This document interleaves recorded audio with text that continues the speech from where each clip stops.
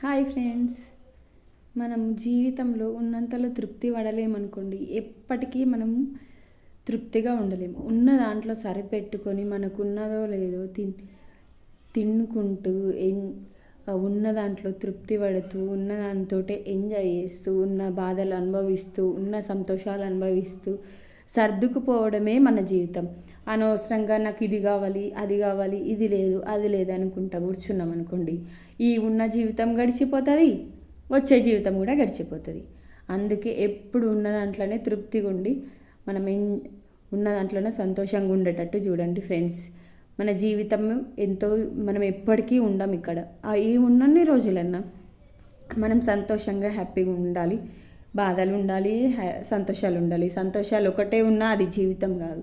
జీవితం అంటే కష్టం సుఖం అన్నీ అనుభవిస్తూ గడపడమే. Thank you friends.